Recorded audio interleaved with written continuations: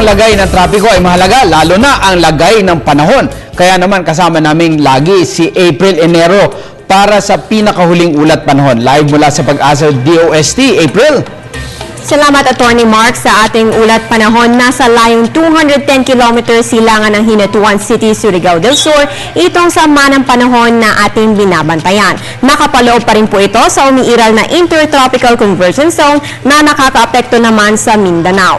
Ayon kay Pag-asa weather forecaster Henel Kitlong, maliit naman ang tsansa nitong maging bagyo sapagkat malapit na ito sa ating kalupaan. Inaasahan naman magdadala ito ng malalakas na pag-ulan sa Visayas at Mindanao habang tumatawid ito patungong West Philippine Sea. Kaya sa lagay ng panahon ngayon hanggang bukas, ang Eastern Visayas at Mindanao ay makakaranas ng moderate to heavy rains at thunderstorms na maaaring magdulot at pagguho ng lupa.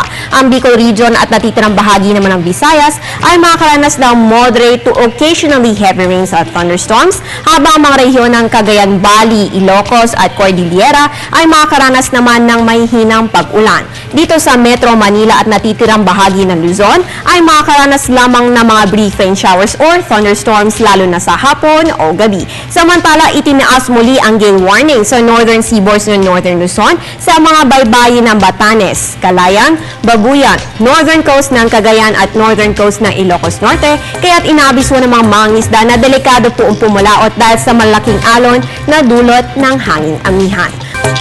Sa iba pang balita, kaninang umaga natunghayan ng total eclipse of the sun. Ngunit, hindi po ito naging visible sa ating bansa. Nakita lamang itong total solar eclipse sa Australasia, Polynesia, South Pacific Ocean, parts of Antarctica at ang south half ng South America. So ano po ba nangyayari kapag may total eclipse of the sun?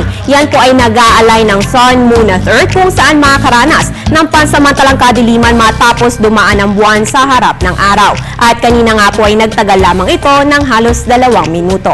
Ang susunod na total solar eclipse ay magaganap naman sa March 2015 sa Europa. At yan ang latest mula dito sa Pag-asa DOST. Para Telebisyon ng Bayan, April Enero.